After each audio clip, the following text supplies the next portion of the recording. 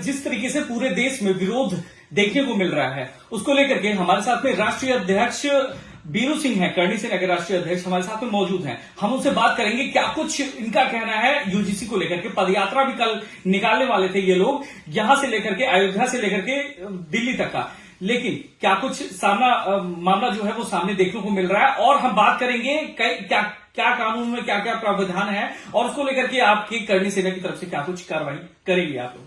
तो आपको पहले बहुत बहुत स्वागत है हमारे चैनल में। बहुत धन्यवाद शक्ति। पहले तो आपके चैनल के माध्यम से मैं सुप्रीम कोर्ट के इस जजमेंट का स्वागत करता हूं।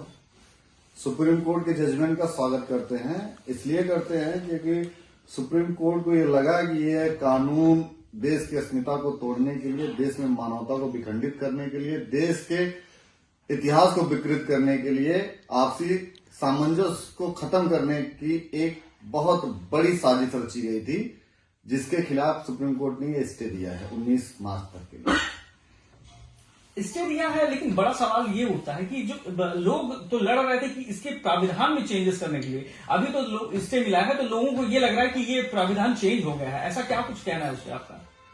देखिए, मैं आपको बताऊं कि जब मामला देश के सबसे उच्च अदालत में है तो उम्मीद है कि सुप्रीम कोर्ट इस कानून में जो काला अध्याय लिखा जा रहा है उसको समाप्त करने का कार्य करेगी। और अगर 19 मार्च के बाद अगर कोई भी इस तरीके का कमिटमेंट जो जातीय संघर्ष, धर्मीय संघर्ष और नस्लीय संघर्ष पैदा करता है तो उसके खिलाफ करणी सेना बहुत मजबूती से प्रोटेस्ट के लिए तैयार है। और हम लोगों का संघर्ष लगातार चल रहा है, क्योंकि ये तो जो डिसीजन आया है ये सुप्रीम कोर्ट का डिसीजन है, किसी पार्टी का, किसी व्यक्तिगत, किसी आदमी का डिसीजन नहीं है। और मैं खास करके उन पार्टियों के बारे में भी चर्चा करना चाहता हूं कि जो देश के विकृत इतिहास को विकृत करने की कोशिश कर रही है, यहाँ की सामाजिक परंपरा को विकृत करने की कोशिश कर रही है। ऐसे सांसद और विधायक जो पार्लियामेंट या विधान पालिका में बैठ के ऐसे कानून को संशोधन करने या कानून को इम्प्लीमेंट करने की कोशिश करा रहे हैं, तो अब वो टारगेट को ही लोग बीजेपी की बात करें, बीजेपी को तो सनातन का बड़ा चेहरा माना जाता है। अगर उसके द्वारा इस तरीके के कानून लाए गए हैं और बड़ी चुप्पी है उनके सांसदों की, उनके नेताओं की, क्या कहेंगे उसको? बस यही गलती है शक्ति। लोग बोलते हैं कि बीजेपी सनातन की बड़ा चेहरा है। सनातन का कोई चेहरा वगैरह नहीं है। सनातन का चेहरा भगवान राम, भगवान कृष्ण और तमाम हमारे आराध्य है। बीजेपी कोई चेहरा नहीं है। बीजेपी का एक मैनिफेस्टो है जिसमें वो सनातन की बात करती है। सनातन की बात करते करते वो धर्म पे आ गई, धर्म की बात करते करते वो जात पे आ गई, जात की बात करते करते वो नस्ल विच्छेदन पे आ गई, आज बच्चों के करियर पे आ गई है। तो मैं कभी ये तो आर्गुमेंट करूंगा ही नहीं। और आप लोग संविधान के चौथे स्तंभ हैं। आप लोगों का भी एक दायित्व बनता है कि अब तक जो भी इस तरीके से अध्यादेश देश में लागू होते थे वो एडल्ट के ऊपर आते थे। आज कॉलेज, यूनिवर्सिटी, मेडिकल कॉलेज या प्रोफेशनल कॉलेजेस में बच्चों के बीच लाया जा रहा है, जो 1 to 1 टॉक करते थे, बैठ के टेबल टॉक कहते हैं ना, कि हमारे बगल में कौन सी कास्ट का बच्चा पढ़ा हुआ है, शायद मुझे नहीं पता था, लेकिन अब लोगों को पता चलने लगेगा, क्योंकि नस्लीय भेद यहां पैदा किया जा रहा है। उस पर डिस्कस करने की जरूरत है। और बीजेपी ने यह अमिटमेंट लाया है, ये अमिटमेंट बीजेपी के माध्यम से लाया गया है। मैं बहुत कोड करके इस वर्ड को कहना चाहता हूं, एनआरसी लाने वाली पार्टी, घुसपैठियों के खिलाफ कानून लेने वाली पार्टी, यूसीसी लाने वाली पार्टी आज यूजीसी ला रही है, जिसका कोई मांग नहीं था। ये वही सवाल मैं भी आपसे पूछने वाला था कि ये सारी चीजों को लाने के बाद में यूजीसी कहां से आ गया? इसका तो कोई प्राविधान बना ही नहीं था, या फिर ऐसे इस बातों के मुद्दों पर चर्चा भी नहीं हो रही थी। ये रिसर्च डेवलपमेंट का विषय है बीजेपी के लिए। मैं बताऊं, राजा कभी कभी पागल हो जाता है। जब 10-15 साल लगातार कोई राजा रहता है तो उसके डिसीजन में तमाम, जैसे कभी मुगल होते तो जजिया कर लाते थे।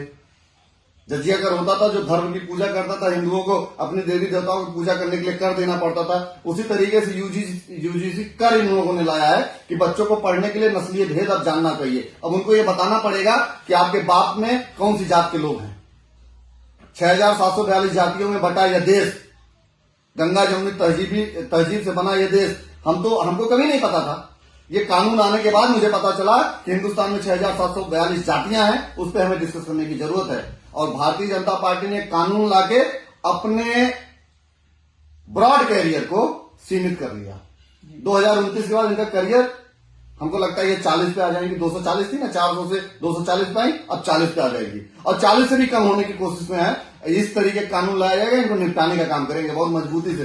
करणी सेना और मैं तमाम लोगों से कहता हूं, मैं करणी सेना के माध्यम से नहीं, मैं भारत का एक नागरिक होने के नाते, एक भारतीय होने के नाते ये कहना चाहता हूं कि ये कानून जो हमारे बेटों के अंदर कलह पैदा करे, हमारे समाज के अंदर कुरीतियां पैदा करे, ऐसे कानून का विरोध होना चाहिए। ये भगवान राम की बनाई गई जन्मभूमि है, ये भगवान कृष्ण की, ये बप्पा राव राणा सांगा पृथ्वीराज चौहान की, ये चंद्रशेखर आजाद की, बिस्मिल्लाह खान की बनाई गई भारत देश है। ये किसी भारतीय जनता पार्टी या किसी पार्टी या किसी मत मजहब धर्म की देश नहीं है। ये हमारे लोगों ने इसको अपने गले काटे और कटवाए हैं, तब जाके इस देश में इस समतामूलक समाज की स्थापना हुई।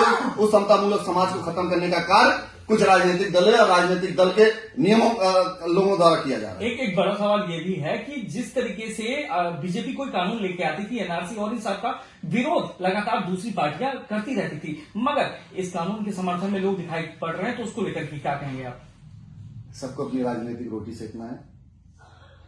सवर्णों से सबको नफरत है, लेकिन सबको सवर्णों के यहां रिश्तेदारियां करनी है।